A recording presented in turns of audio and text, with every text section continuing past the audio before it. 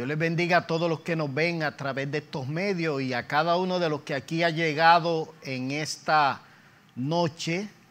Bienvenidos a todos, qué bendición poderles ver a cada uno de ustedes y que ustedes que nos ven a través de estos medios también nos honran con su acceso a estas clases que estamos dando. Vamos a hacer una oración primero porque definitivamente necesitamos al Espíritu Santo, que es quien nos educa, nos ayuda en nuestros procesos de aprendizaje, de memoria, porque nos hace recordar todo lo que Cristo dijo e hizo. Así mismito Jesús lo dijo y así mismito lo hemos experimentado. Así que necesitamos al Señor. ¿Por qué? Porque si Él no edifica la casa, en vano trabajan los que la edifican. ¿Por qué más? Porque Jesús dijo: separado de mí nada podéis hacer. Si estamos separados de la vid, no podemos llevar fruto. La Biblia es clara. Así que debemos estar conscientes siempre, siempre de nuestra necesidad de Dios y vivir conectado a Él en una relación de intimidad. Eso va a evitar esos vacíos existenciales que a veces padecen muchas personas porque no tienen al Señor, pero aún dentro de la iglesia, gente que vive un poco desconectada y pierde ese sentido de propósito, que es el que nos mantiene vivos espiritualmente hablando, con efectos emocionales también en nosotros. Así que oramos. Padre, te damos gracias en esta noche, en este tiempo que nos permites estar aquí. Gracias por tu presencia, gracias porque estás aquí, porque mejor que nosotros sabes cuánto te necesitamos. Así que te damos, Señor, la bienvenida a que nos guíes, a que nos enseñes, a que nos diriges y a que nos transformes, Señor, a través del conocimiento, como el apóstol Pablo dejó ver, transformados por medio del conocimiento, por medio de nuestros pensamientos. Gracias por lo que tú has hecho, Señor, hasta este momento, por lo que estás haciendo ahora mismo en la vida de cada uno de nosotros y lo que harás en adelante. Recibe toda gloria y toda honra por lo que aquí se ha hecho, se está haciendo y se hará. Amén, amén. Bueno, esta es la segunda parte de explorando la relación de Jesús con sus discípulos. Ese es el tema que estamos tocando. Explorando la relación de Jesús con sus discípulos y su vínculo espiritual en el manejo de las emociones.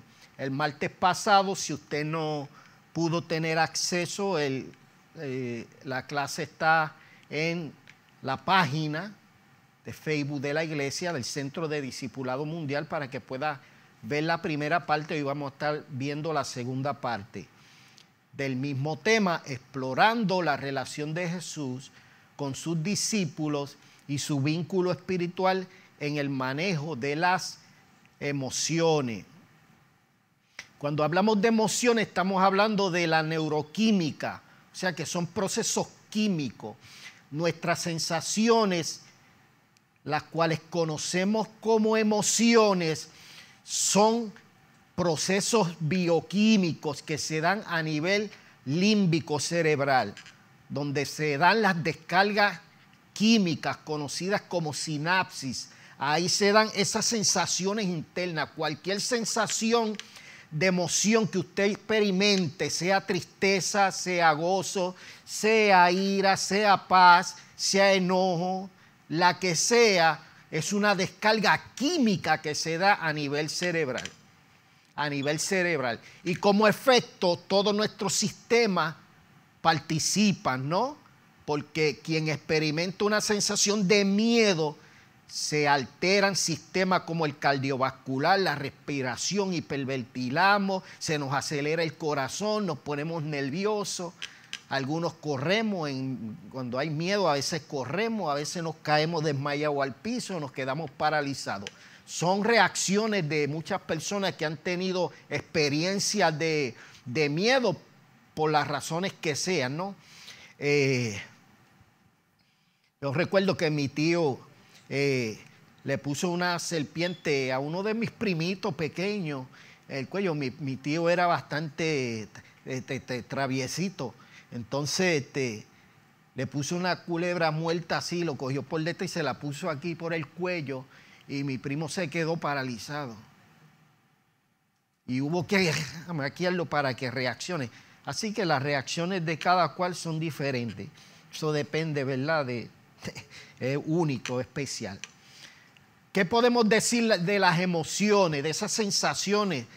Que las emociones vinieron incluidas en nosotros como parte del plan divino. ¿Oyó? Las emociones vinieron en nosotros como parte del plan divino. O sea, Dios nos creó ¿con qué? Con emociones, con esa función de experimentar esas sensaciones. Por consiguiente, si Dios nos creó con emociones, estas deberían estar sujetas a los principios de Dios, no a los acondicionamientos y a las circunstancias de la vida humana. Porque cuando no logramos administrar correctamente nuestras emociones, vamos a vivir atrapados por ellas en proceso de acondicionamiento. O sea, dependiendo de la que pase afuera, así me voy a sentir por dentro. Dependiendo de las circunstancias externas que me rodean, así me voy a sentir por dentro. O sea, así voy a experimentar las emociones. Pero Dios, que nos creó con emociones, porque Dios nos creó con emociones, usted imagínese sin emociones. Imagínese usted sin emociones. Seríamos como casi un robot. Casi un robot.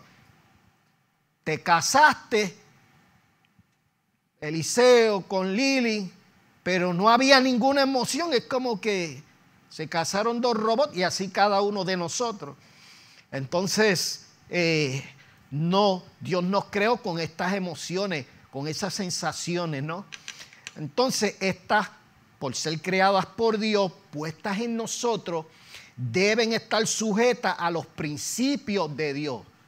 Esto es un resumen, no a las condiciones, a las experiencias externas, a las circunstancias, porque entonces somos esclavos de todo lo que pase afuera, somos esclavos de nuestras propias emociones, porque podríamos ser gobernados por el miedo, podríamos ser gobernados por la ira, podríamos ser gobernados por las frustraciones, pudiéramos ser gobernados por un montón de emociones desagradables o negativas, como muchos, ¿verdad?, le llaman. Entonces, ¿qué emociones puso en nosotros Dios? Emociones agradables. Lo que pasa es que el pecado produjo en nosotros otra gama de emociones. Claro, hay unas emociones que no son tan agradables, que no son pecado y que podemos experimentar, como es la tristeza. ¿Quién no se pone triste cuando muere un ser querido? ¿Quién no se frustra ante alguna imposibilidad? ¿Quién no le da ira a alguna injusticia? Todos en algún momento pasamos por este tipo de emociones. Seguimos. Hay emociones o estados espirituales que están determinados entonces por nuestra relación con Dios a través de su Espíritu Santo. Escuche bien y analice.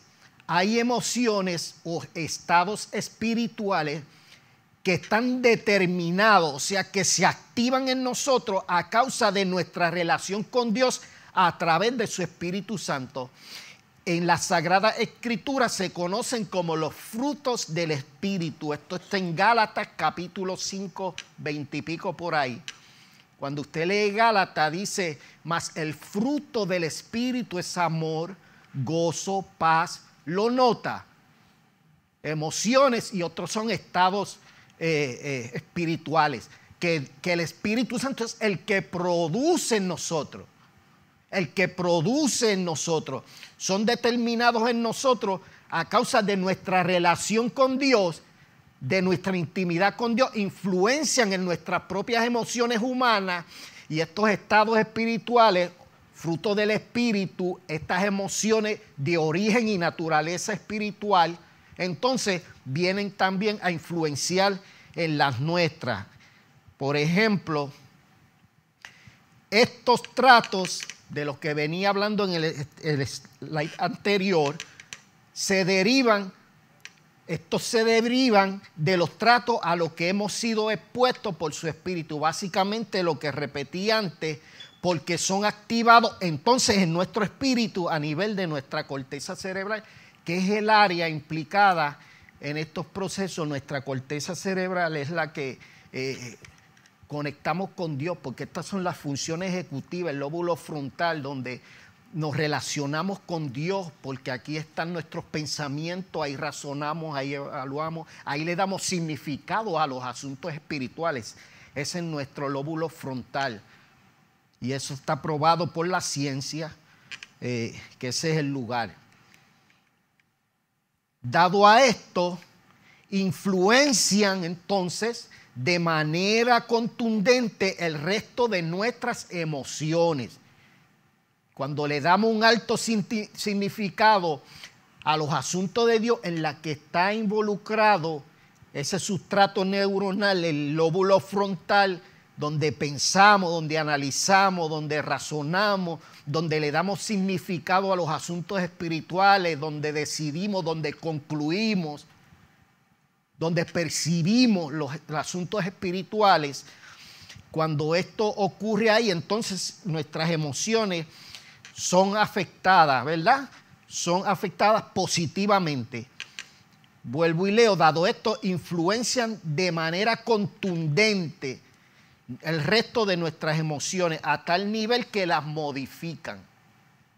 Las modifican. Jesús dijo, mi paz te dejo, mi paz te doy. No como el mundo la da, yo te la doy. Entonces Jesús está hablando de una paz que es fruto del Espíritu. Y dice, como el mundo la da, yo no la doy. O sea, también podemos experimentar la paz que el mundo ofrece, pero esa tiene sus límites. Como hemos dicho en otras ocasiones, cuando no hay problemas familiares, cuando no hay problemas con los hijos, cuando hay billete en el bolsillo, cuando no estamos enfermos, cuando no hay situaciones, ¿verdad?, que nos afecten, cuando nos vamos de vacaciones.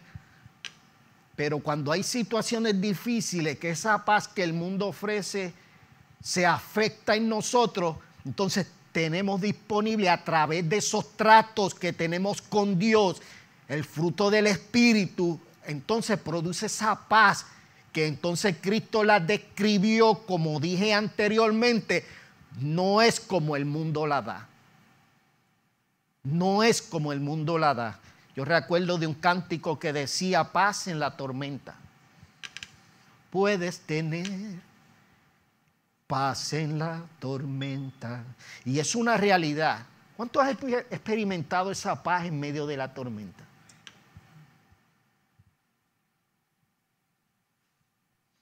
Por lo tanto,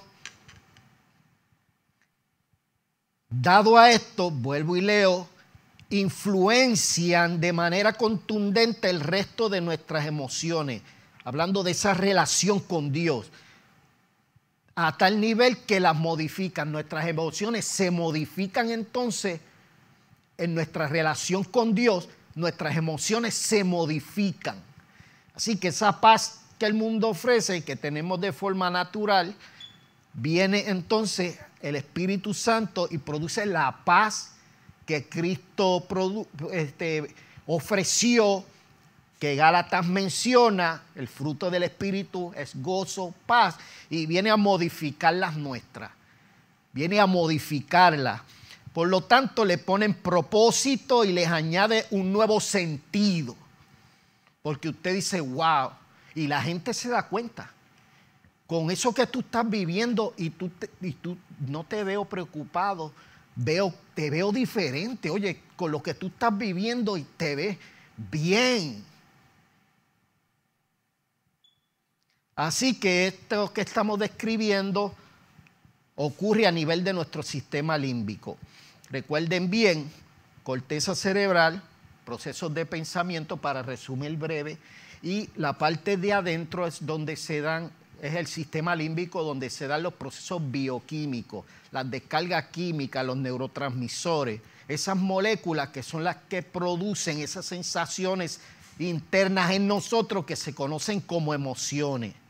¿Estamos claros hasta aquí? ¿Alguna pregunta? ¿Algún comentario?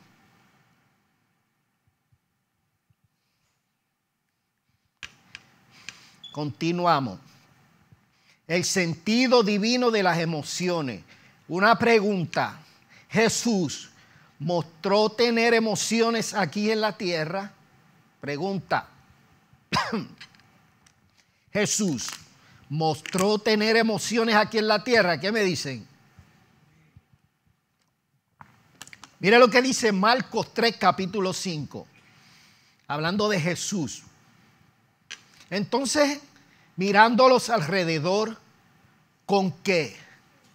Enojo y entristecido. Mire qué combo. Está hablando de Jesús.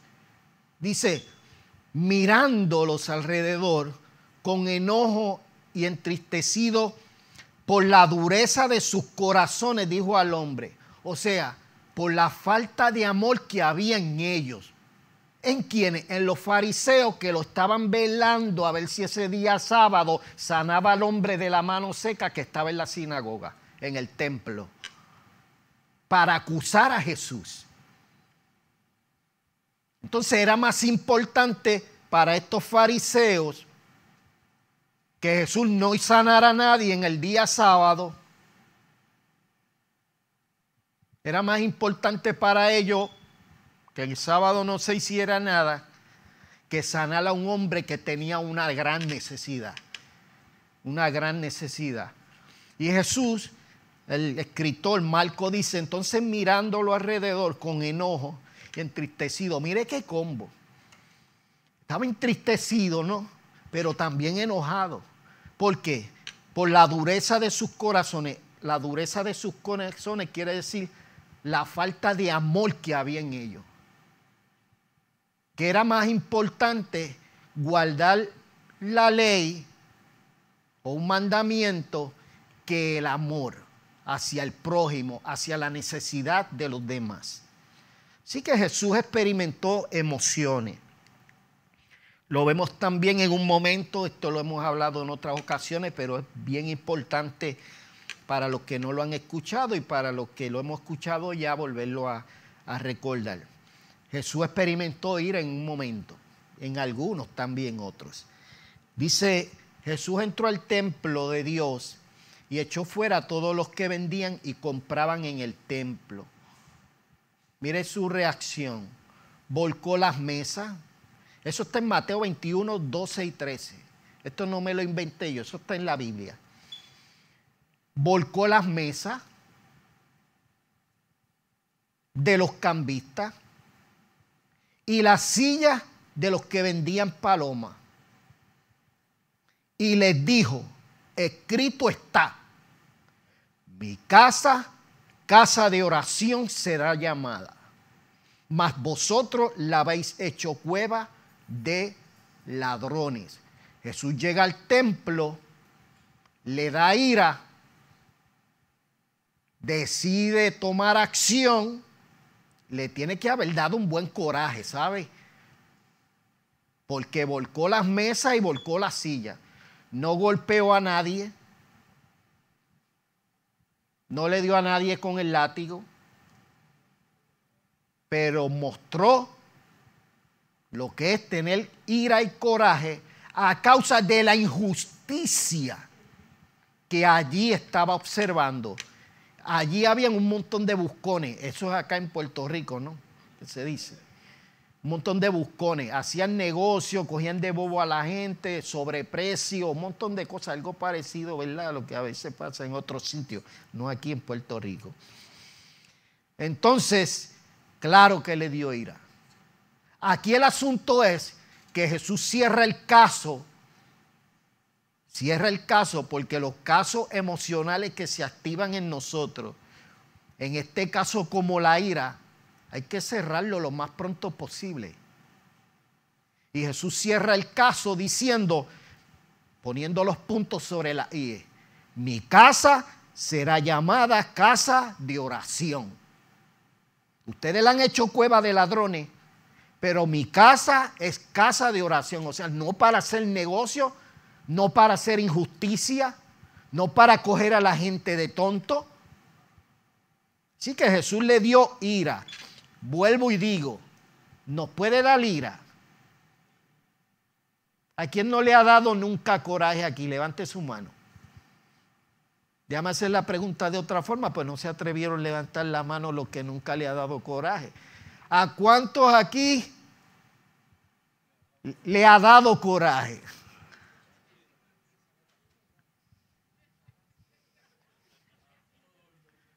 Sí, pero ¿qué es lo importante aquí? Mira, y el coraje generalmente es por una injusticia que percibimos, no que se hace. Entonces, ¿qué es lo importante aquí? Cerrar ese caso emocionalmente. O sea, la ira, bueno, la Biblia lo dice, no se ponga el sol sobre vuestro enojo. ¿Lo nota? Está diciendo, trata de que antes que te acuestes a dormir, ese caso lo hayas cerrado. Y a veces ese caso requiere 2 píldoras: perdonar y amar. 2. Perdonar, amar, tener compasión por la gente, ¿no? Continuamos, porque a Jesús también se frustró con sus discípulos. Claro, pero vamos a leer ahora, no me diga que esto no es una frustración. Jesús va, hay un muchacho que el hijo está lunático, cae al piso, bota baba, se revuelca, tiene un problema, ¿no? Y el padre lo trae a los discípulos y los discípulos no pueden sanarlo. Y Jesús viene, se acerca, el padre trae la situación. Mira, traje mi hijo a tus discípulos y no pudieron sanarlo. Y Jesús, aparte de lo que ya había visto, ¿no?, que estaban discutiendo otros asuntos que no tenían que estar metidos, Jesús responde antes de sanar al muchacho y dice: oh generación incrédula y perversa. ¿A quién usted cree que él estaba diciendo eso? A sus discípulos. Oh generación incrédula y perversa, ¿hasta cuándo he de estar con vosotros? ¿Hasta cuándo he de soportar?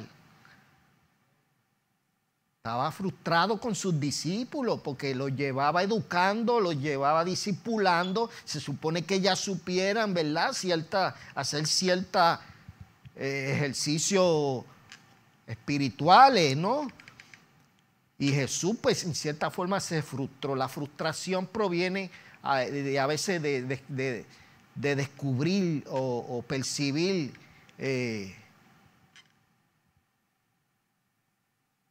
imposibilidades, ¿verdad?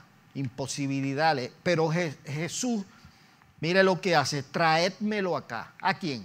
Al muchacho. Y la Biblia dice que lo sanó. ¿Por qué digo que Jesús cerró el caso ahí? Porque, como he dicho en otras ocasiones, luego los discípulos se acercan y le dicen: ¿por qué nosotros no pudimos sanar al muchacho? Y Jesús le dice: por vuestra poca fe, porque si tuvieres fe, le dijeres a este monte, o le explica, Jesús le explica. Jesús le explica por qué no pudieron, por vuestra poca fe. Porque si Jesús se hubiera mantenido frustrado y le hubiera añadido ira y no hubiese querido cerrar el caso inmediatamente, cuando los discípulos vienen y le preguntan ¿por qué no pudimos echar fuera el demonio?, Jesús le hubiera dicho: les voy a decir una cosa, no me vengan a mí ahora a preguntar de eso, ahora estoy prendido, déjalo para después, ni me tocan el tema ahora, que no estoy para esto ahora. Sin embargo, Jesús los atendió, pues tenía compasión de la gente y tiene compasión de nosotros también. Tiene compasión de nosotros porque a veces actuamos así también. Se nos olvida que tenemos fe. ¿Cuántas veces allá Jesús habrá dicho: Ay, Pablito, ¿hasta cuándo te he de soportar? ¿Hasta cuándo he de estar con ustedes? Y después va a decir, prometí estar contigo todos los días de la vida. Sigue para adelante y olvídate del gesto. Levántate y perdona, ama y sigue por ahí para abajo. Así que la frustración es algo normal. Ante una imposibilidad uno puede frustrarse. A veces realizamos y ayudamos y queremos y volvemos y seguimos y vamos y volvemos, pero a veces se puede activar la frustración. Lo importante es no mantenernos frustrados.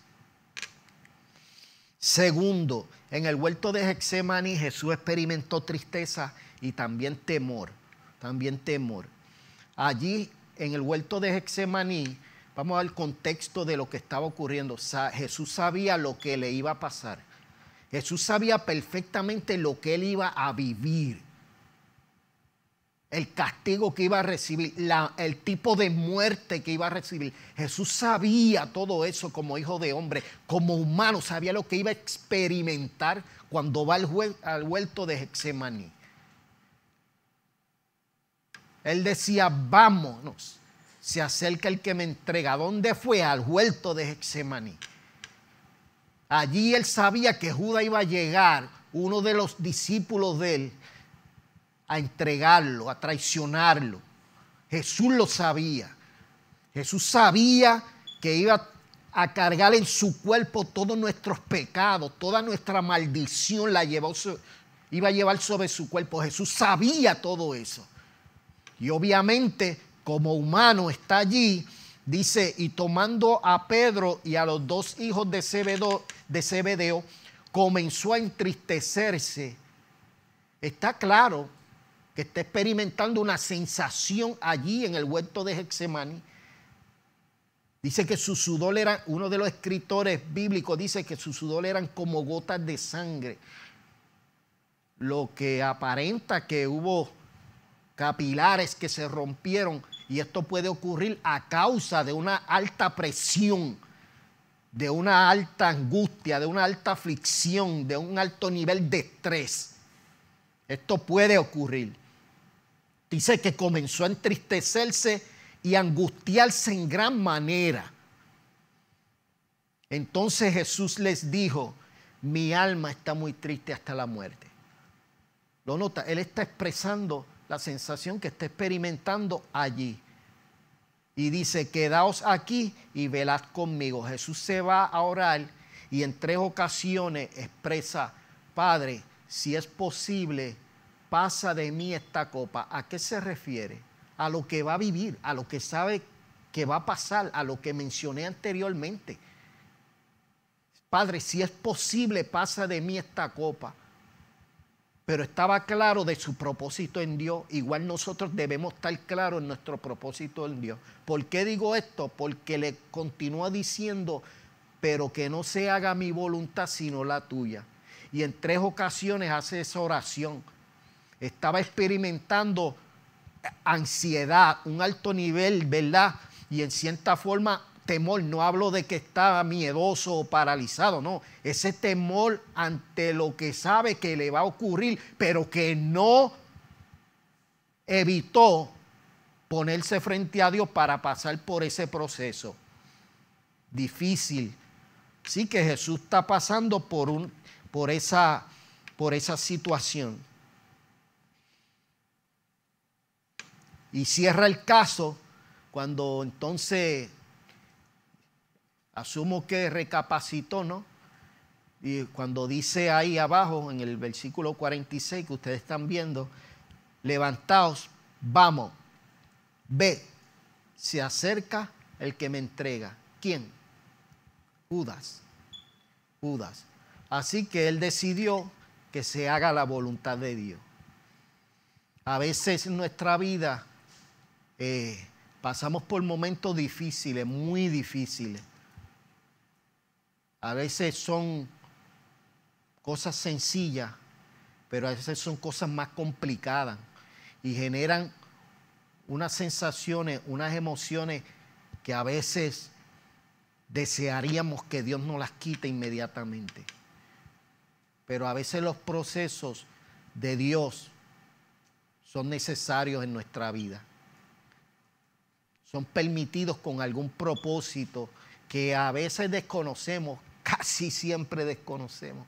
Pero cuando cruzamos ese umbral y miramos hacia atrás, decimos, wow, gracias Señor porque estuviste conmigo. Porque si no hubieses estado conmigo, no hubiera podido humanamente pasar este momento difícil. Este momento difícil. Continuamos. Ahora regresamos a la vida de Jesús con sus discípulos. Jesús está educando a sus discípulos, está discipulando a sus discípulos. Los va a enviar a predicar y les dice, no entren a ciudad de samaritanos, no entren a ciudad de gentiles. Está empezando el ministerio. Jesús sabe que no debe exponerlo a cierto grado de presión o de situaciones a las que Jesús sabía que iban a pasar en esos lugares. Porque judíos y samaritanos no se llevaban. Y los gentiles, ¿verdad? Eso Dios tenía un plan ya con ellos y llamó al apóstol Pablo para ese asunto. Alcanzar los gentiles. Pero le da esta instrucción cuando los envía a los propios judíos.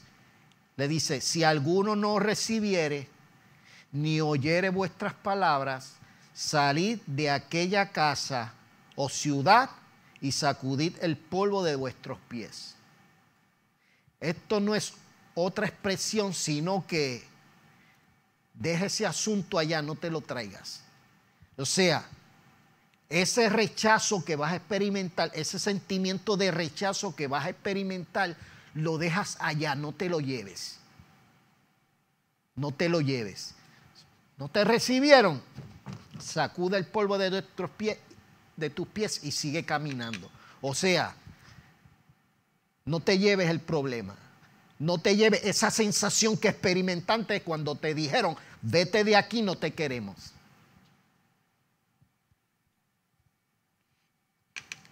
Seguimos. También en un momento ocurrió esto. Porque mire, Jesús le dice eso y por otro lado, mire lo que ocurre aquí. Cuando no fueron recibidos en una aldea. ¿Qué Jesús le había dicho? Váyanse y sacudan el polvo de sus pies. Pues ¿sabe qué hicieron? Mira esto. Viendo esto sus discípulos, Jacobo y Juan, no dice que fue el resto. Señor, ¿quieres que mandemos que descienda fuego del cielo como hizo Elías y los consuma? Mira qué idea. Mire qué idea. No lo recibieron en un lugar y entonces se lo cuentan a Jesús y están bien proféticos. O sea, como Elías. El fuego, en el caso de Elías, el fuego no le cayó encima a la gente. Fue al sacrificio. Y entonces vamos a coger esa experiencia y vamos a traerla acá a Juan y Jacobo con una tremenda idea. Jesús, no nos recibimos, quiere que oremos, quiere que mandemos que descienda fuego del cielo como hizo Elías y los consuma. Qué sanguinario, qué deseo de matar a la gente que no piensa como ellos o que no están preparados en ese momento para recibir el evangelio. Y Jesús cuando usted continúa leyendo, Jesús lo regañó. Le dijo, yo no he venido aquí a matar a la gente. Yo no he venido aquí a destruir la gente. Yo vine a salvarla. Y esa debe ser nuestra mentalidad. A veces aquellos, ¿verdad? En el entorno donde usted se encuentre, en su laboral, en el que sea, ¿no? Usted se va a encontrar, ¿verdad? Gente así, no ore a Dios para que lo fría como un pastelillo. Así que eso es un sentimiento de venganza, ganas de qué? De vengarse, de hacer justicia. Pero Jesús los detuvo. No, eso no es lo que quiero. También, en algún momento, no les seguían a alguna gente. Cuando no les seguían, Juan le respondió diciendo: Maestro, hemos visto a uno que en tu nombre echaba fuera demonios. Pues tenían quizá buenas intenciones, pero malas decisiones. Maestro, le están dando una queja a Jesús. Yo me imagino que ellos pensaban que Jesús le iba a decir: ¿qué? Dile que no hagan eso. Maestro, hemos visto a uno que en tu nombre echaba fuera demonios, pero él no nos sigue. No toda la gente nos tiene que seguir. Y se lo prohibimos. Yo me imagino que Jesús estaba esperando que Jesús le tirara una palmadita. Vaya, Juan, tú eres un monstruo. Tú eres lo último de los muñequitos, gracias. Se lo prohibimos porque no nos seguía. Y Jesús le dijo: el que no es contra nosotros, por nosotros es. Porque Jesús sabe que lo está haciendo en su nombre. Así que ese sentimiento de elitismo, de que somos mejores que otros, es peligroso. Porque es el orgullo dañino donde posiblemente hay un tipo de prepotencia, un tipo de sentimiento de superioridad o que somos mejores que los demás. Y en el Evangelio, en este cuerpo, todos para Dios valemos lo mismo. Hay gente predicando en otros lugares, qué bueno.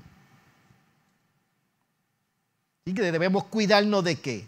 De creernos superiores a los demás, y porque no piensan quizás como nosotros, los vamos a rechazar. Claro, no estoy hablando de doctrina falsa, no estoy hablando, ¿verdad?, de lo que es la apología de defender el Evangelio.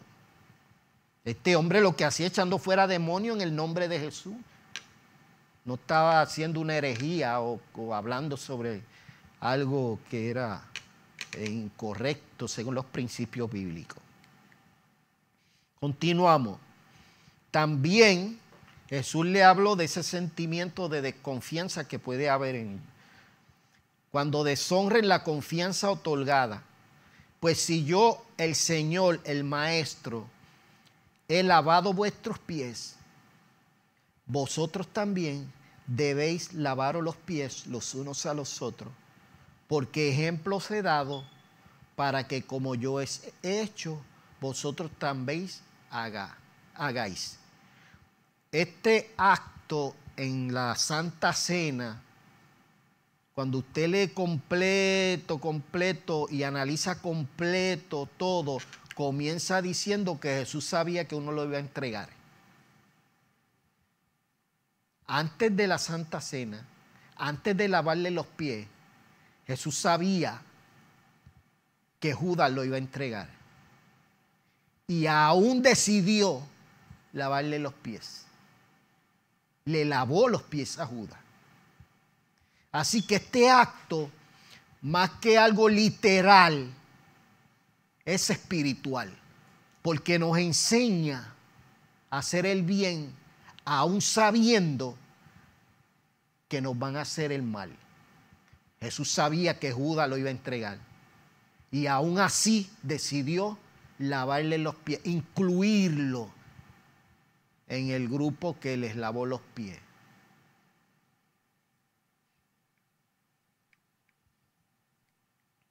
Seguimos. En un momento estaban en la barca y eran hombres, algunos de ellos pescadores, unos navegantes con experiencia. Sin embargo, parece que esto era bastante un disturbio, ¿no? Una tormenta bastante potente, porque les dio miedo. Dice que las olas cubrían el barco, dice que estaban asustados. Jesús está durmiendo en el barco. Mira el contraste. Ellos están brincando como cordero de la manada del miedo en el barco. Yo hubiera sido parte de eso. Yo hubiera sido parte de eso. A lo mejor yo hubiera despertado a Jesús primero que Pedro, si es que fue Pedro el que lo despertó. porque yo sé que Él me iba a ayudar y de hecho los ayudó. Pero mire el contraste. En medio de la tormenta, Jesús está descansando. Pero ellos están loquitos para arriba y para abajo. Maestro, maestro, sálvanos. Él se levanta, calma los vientos y la mar. Por la expresión que utiliza, no vamos a entrar en detalle, pero aparentemente este disturbio fue provocado por las tinieblas, por el maligno, que vino a matar, robar y destruir. Y Él les dijo, ¿por qué teméis, hombres de poca fe? Él les dijo que por qué tenían miedo. Yo no sé si había manera de no tener miedo, pero parece que sí. Entonces levantándose, reprendió a los vientos y al mar y se hizo grande bonanza. O sea, se calmó aquello. Así que ese sentimiento de terror que se activó en ellos, no se nos puede olvidar si nos pasa a nosotros que Jesús está con nosotros. Y aunque para nosotros parezca que está dormido, no lo está. No lo está. ¿Cómo deberíamos actuar en medio de una tormenta, no? Mire que esta tormenta, lo que ocurrió fue sencillo. La tormenta o disturbio atmosférico produjo una tormenta emocional dentro de ellos. Y eso suele ocurrir en los momentos difíciles que podemos pasar en la vida, claro que sí. Jesús no nos vendió un evangelio suicida, ni para gente, ¿verdad?, de poca capacidad intelectual, no. Fue claro, dijo, en el mundo van a tener aflicciones. O sea, dentro de ustedes se van a formar tormentas. Pero dijo, confíen, yo he vencido al mundo. Jesús no niega que hay tormentas que se van a generar dentro de nosotros. Y muchas de ellas a causa de realidades que no podemos negar. Claro, por otro lado podemos crear tormentas dentro de nosotros, ansiedades, por causa de algún temor que le tenemos a algo que va a ocurrir y que no ha ocurrido. O sea, estamos sufriendo desde ya por algo que no ha ocurrido. Y eso se llama ansiedad, eso se llama temor. Y nos afecta en el presente por algo que suponemos va a pasar en el futuro. Y debemos tener mucho cuidado con eso, la clase y estilos de pensamiento que estamos generando, porque pueden producir ansiedad en nosotros. Esos procesos neurofisiológicos van a producir procesos neuroquímicos, sensaciones. Porque el cerebro va a procesar igualmente una realidad como algo imaginario. Lo va a procesar igual. Igual. Él no va a discriminar. Él va a procesar lo que aquí tú te imagines que sea, ¿verdad?, algo ilusorio como una realidad. El cerebro lo va a procesar igual. Los químicos, la neurofisiología, va a actuar de igual manera. Pero la Biblia dice que echemos toda ansiedad sobre Él, porque Él tiene que sobre nosotros. Cuidado, cuidado. Constantemente, mi caso, yo tengo que estar evaluando ciertos pensamientos que me lleven. A causa de ciertos sesgos y experiencias que he vivido desde mi niñez, de accidentes que ha tenido mi familia, mi papá, mi hermano, mi abuelo, mi tío. Pues esa formación, esas experiencias están ahí guardadas y de repente afloran.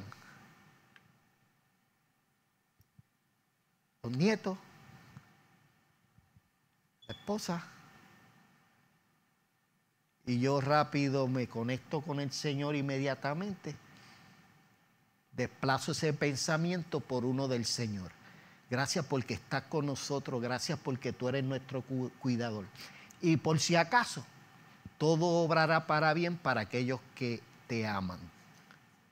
Así que yo te amo. Así que descansemos en el Señor. No nos preocupemos por cosas que no han ocurrido. Que estamos viviendo experiencias reales. Confía en el Señor. Descansa en el Señor. Echa toda carga sobre Él. Porque Él tiene cuidado de ti. Roberto, ¿has estado en algún disturbio atmosférico? Él tiene barco. ¿Te ha dado miedo alguno o no? Más o menos.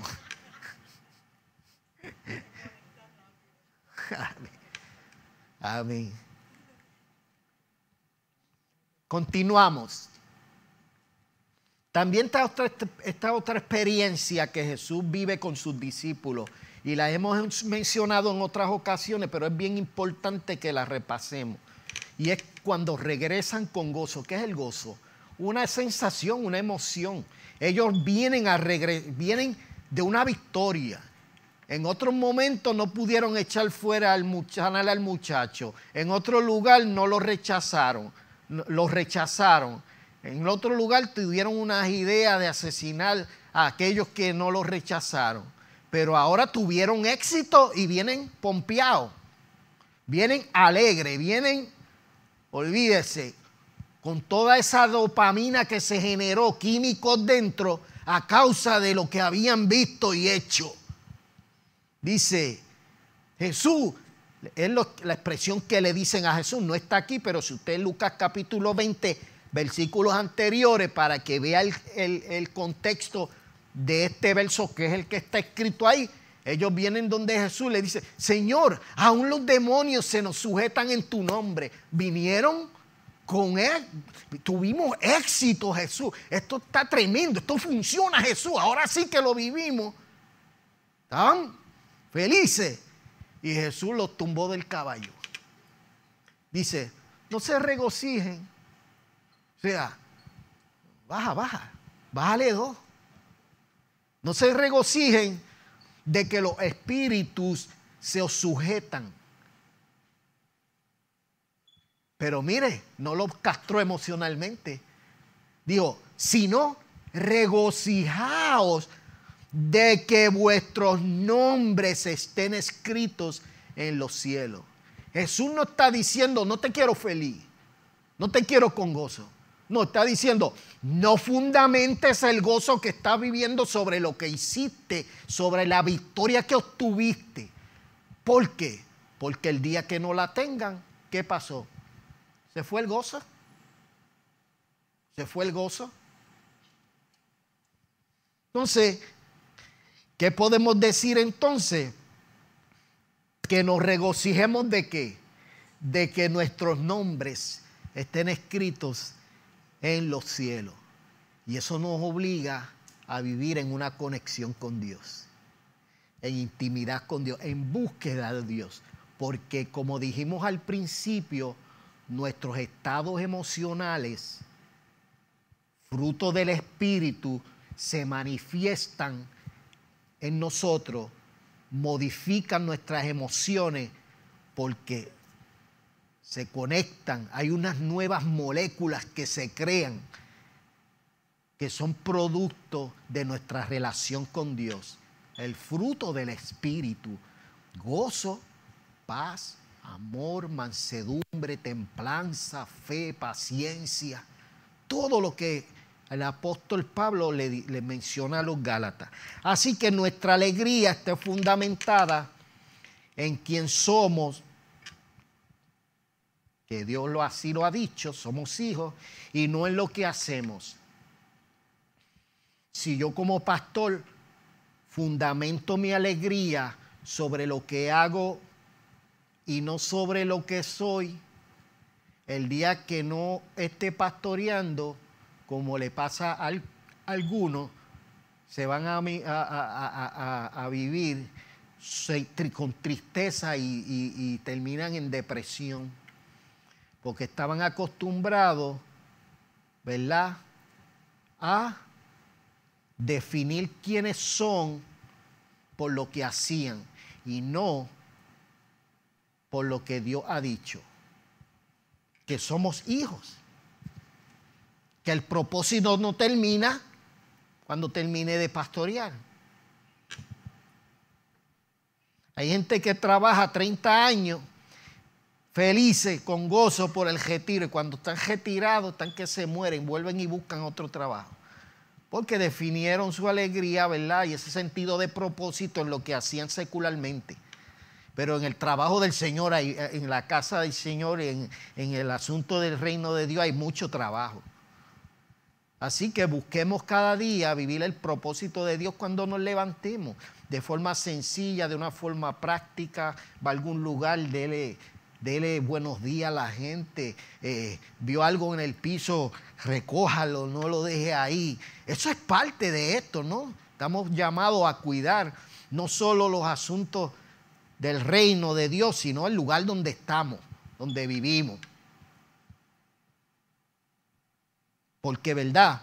Yo nunca puedo concebir, esto es un ejemplo, no estoy diciendo que lo he visto, pero para mí sería extraño. Vamos a ponerme yo en el punto. Pasé yo el pastor y usted me vio, mira, iba el pastor, y de repente el pastor bajó el cristal y la bolsa de Burger King que se comió, me paga por el anuncio. La bolsa de Burger King con todo lo que sobró las papitas que terminó. ¡Fua! ¿Qué usted diría? No cuadra, ¿verdad? No cuadra. Y a veces para justificar, decir, no, si eso es biodegradable. Ay, Padre. Las papas duran un año. Si no se las come un perro antes. Bueno, pero estamos entendiendo, ¿no? Cada día el propósito de Dios no es pararte todos los días en un altar. El propósito de Dios se da cada día en el lugar donde Dios te ha puesto. En el lugar donde Dios te ha puesto. Amén. Cuando estén pasando dificultades, esto es un disparate. Estas cosas os he hablado, dice Jesús. Mire, cuando usted lee el contexto entero, este es el último versículo del capítulo 16 de Juan, el 33. Y cuando usted lee del 1 al 32, Jesús le está diciendo, los van a perseguir, los van a matar, pero voy a estar con ustedes, sigan adelante, no se quiebren, se van a poner tristes, yo me voy a ir. Jesús le está diciendo, yo me voy a ir. Así que ellos se pusieron tristes, preocupados. Imaginen toda la gama de emociones, porque las noticias que le está dando a Jesús, aunque tienen una connotación negativa, traen esperanza. Yo me tengo que ir, pero si no me voy, no viene el Espíritu Santo. Así que tengo que irme. A ustedes les conviene que yo me vaya, le dice, ¿no? Está diciendo me voy, pero está diciendo no van a estar solos. Es más, van a estar mejor, porque ahora estoy aquí y ustedes ahí, pero cuando yo me vaya, voy a estar dentro de ustedes. El Espíritu Santo, eso es lo que hace, tiene moral en nosotros. Está en mí ahora mismo y está en ti ahora mismo. Ahora mismo está en ti. Y entonces Jesús dice, estas cosas he hablado para que en mí tengáis paz. Le da todas esas noticias y después le dice, esto lo he dicho para que tengan paz. Y entonces es el famoso versículo que me gusta un montón. En el mundo tendréis aflicción. Jesús no niega la realidad que vivimos. Pero una predicación que te venda que nunca vas a tener problema, no es bíblica. No es bíblica porque Jesús aquí no está diciendo la verdad. En el mundo tendréis aflicción. Pero no te quede afligido. ¿Qué te dice? Confía. Yo he vencido al mundo. En otras palabras, si yo vencí, tú puedes vencer. ¿Por ti mismo? No. Porque voy a estar dentro de ti. O sea, el que venció aquí va a estar dentro de ti. Dentro de ti ahora. Maravilloso, ¿no? La palabra del Señor. Así que la emoción del amor debe ser el motor que nos impulsa a servirle a Dios. El amor es una emoción, ¿verdad? Pero hablando en términos espirituales, en ese caso, no es una emoción fresita, strawberry, corazoncito, confeti. No. Es la que produce el Espíritu Santo de Dios en nosotros. Ese amor también es una sensación interna que la experimentamos. ¿O usted no ha experimentado el amor de Dios? Hemos experimentado todo lo que es el amor de Dios en nosotros. ¿Sabe cuándo usted sabe que es de Dios? Cuando puede amar a su enemigo. Esa es la prueba, la mejor prueba. Cuando puede tener compasión por aquel que le hace daño y que le dice 20 cosas que a usted no le agradan. Es la mayor evidencia que el amor de Dios está en usted. Cuando puede amar a su enemigo. Jesús subió hasta otro nivel cuando dijo eso. Si te pide, dale de beber. Si te pide ir una milla, ve 2. Si te pide esto, dale la capa hasta la túnica. Y estos dos mandamientos, ¿no? Jesús dijo, amarás al Señor tu Dios con todo tu corazón, con toda tu alma y con toda tu mente. Este es el primero y grande mandamiento, ¿verdad? Este versículo es por causa de la pregunta que le hizo un religioso, ¿no? ¿Cuál es el más grande de los mandamientos? Y Jesús le da esta contestación. Dijo, amarás al Señor tu Dios con todo tu corazón, con toda tu alma, con toda tu mente. Este es el primero y grande mandamiento. Voy a resumir eso de una forma más sencilla. Ama a Dios con todo lo que piensas, con todo lo que sientes y con todo lo que haces.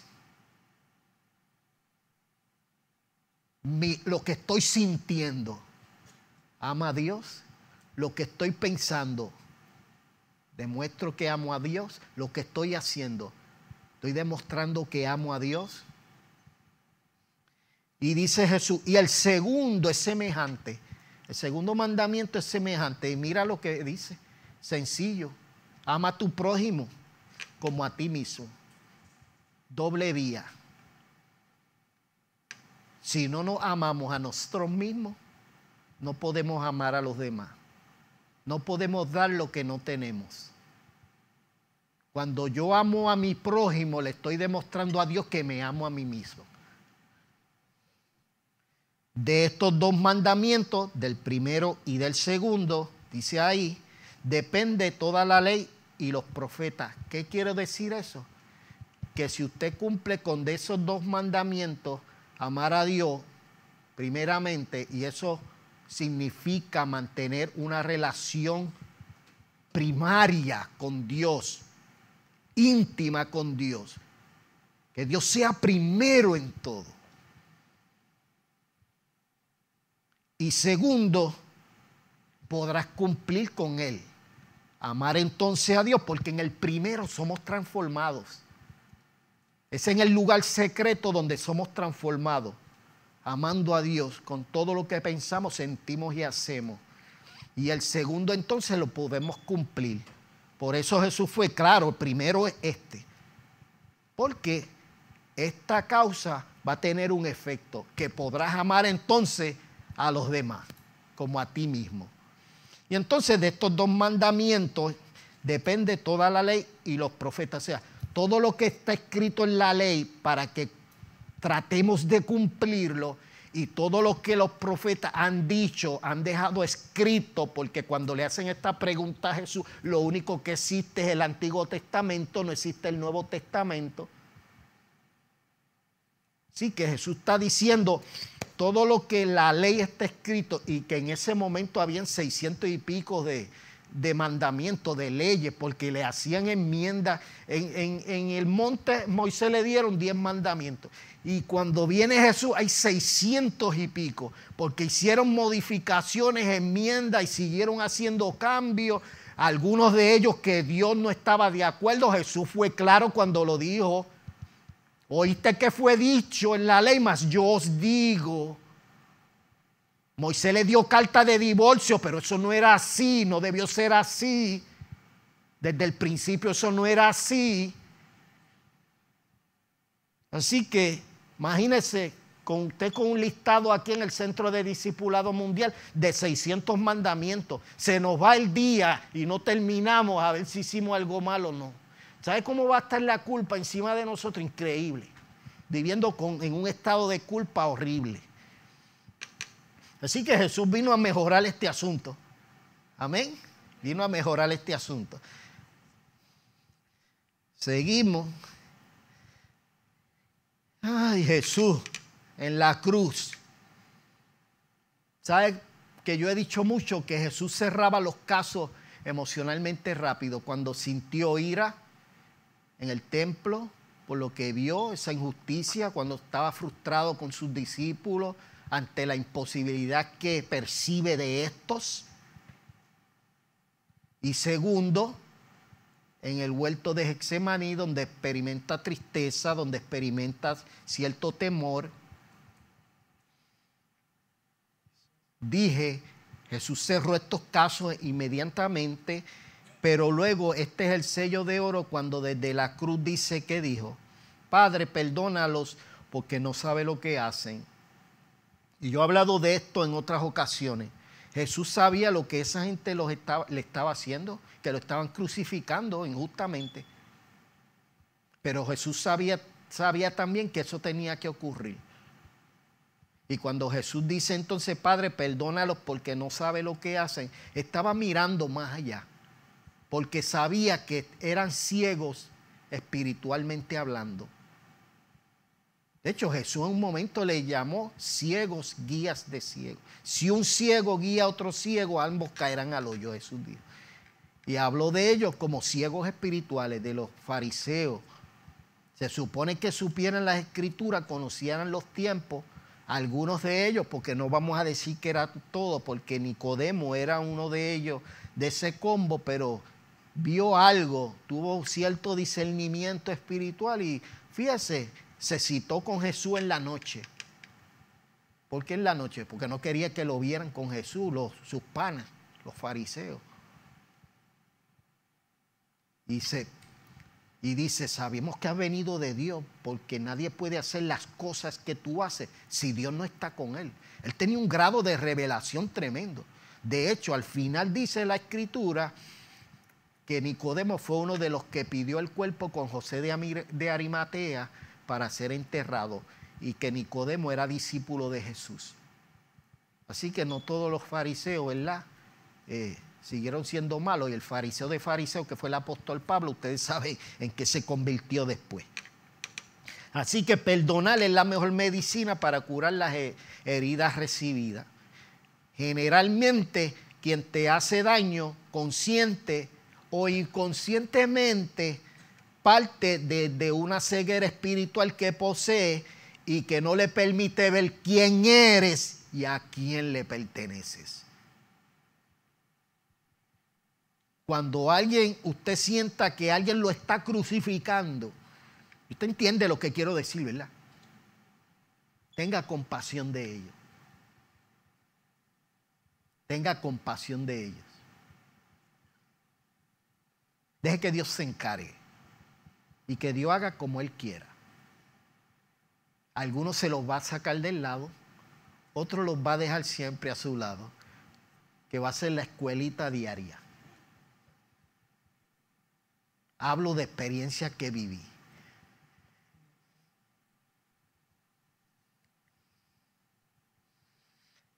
Y finalmente, mire lo que dice este escritor, Hebreos 12:2 dice, puesto los ojos en Jesús, nos dice a nosotros, mantenga su mirada en el Señor, no en las tormentas, no en las dificultades, no en las tribulaciones, no en cómo lo que nos están haciendo.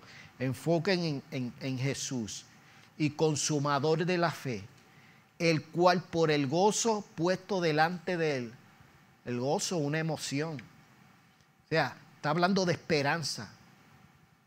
Tenía esperanza Jesús. Delante de él sufrió la cruz. menospreciando el oprobio. Mire lo que dice el escritor: Jesús menospreció el oprobio. Pero algunas personas aprecian el oprobio, o sea, le dan a lo que le hacen mucho significado, mucha importancia, a tal nivel que quedan arrestados por lo que hacen otros. O sea, otro determinó cómo yo me siento.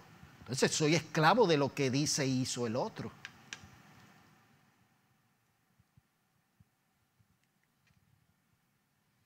Este recetario espiritual ya lo habíamos visto, lo dije ahorita, Efesios 4:26, esto lo menciona el apóstol Pablo, dice: airaos, pero no pequéis. Te puede dar ira, pero no le mete una galleta a alguien, ni le mete un tubazo o un tiro tampoco. Eso es versión puertorriqueña, pero casi lo que dice ahí: airaos, pero no pequéis. Nos da permiso a que nos dé ira y coraje, claro, claro que sí. Pero no pequéis. ¿Qué debo hacer? Lo que dice después: cierre el caso lo más pronto posible. No se ponga el sol sobre vuestro enojo. ¿Está claro? Así que Dios nos crea con emociones. En nuestra relación con Él se modifican las nuestras, porque entonces el fruto del Espíritu, gozo, paz, amor, viene a gobernar sobre nosotros. Y las de nosotros pierden, ¿verdad?, fuerza, y ganan fuerza las suyas en nosotros. Así que es posible tener paz en medio de la tormenta. No podemos vivir así, pues nuestras emociones humanas y las del Espíritu producen en nosotros estén más abajo. Y eso se intercambia en nuestra relación con Dios, porque tenemos base neuronal y en nuestra relación con Dios vamos a experimentar de forma tangible esas sensaciones espirituales maravillosas que Dios tiene para cada uno de nosotros. Oramos, Nelson, y continúa y terminamos. Padre, te damos gracias en esta noche. Gracias por este tiempo que nos concedes, Señor, donde nos hablas de la realidad de nuestra humanidad, pero también nos das esperanza y la firme certeza de que podemos vivir conforme a tú diseñaste desde la eternidad, junto a ti y contigo, Señor. Gracias porque estás aquí, gracias porque estás en nosotros, tu presencia es real. Gracias por cada hermano que está conectado y por aquellos que han llegado aquí, Señor. Tú conoces lo que cada uno de ellos está experimentando en este momento. Sensaciones que se activan, pero tú has dicho que estarías con nosotros todos los días hasta el fin de nuestras vidas, Señor. En ti confiamos y de ti dependemos, Señor. Solos y sin ti somos vulnerables, somos débiles, pero contigo y en ti somos fuertes. Nos mantenemos firmes, a bien de lo que pudiésemos estar sintiendo que no podemos evitar. Pero nuestra confianza en ti supera todo lo que podamos estar sintiendo, Señor, o cualquier pensamiento que llegue que nos pueda producir agobio o aflicción. En tus manos estamos, en tus manos están los nuestros. Gracias, Señor. Amén. Amén. Les bendigo a todos.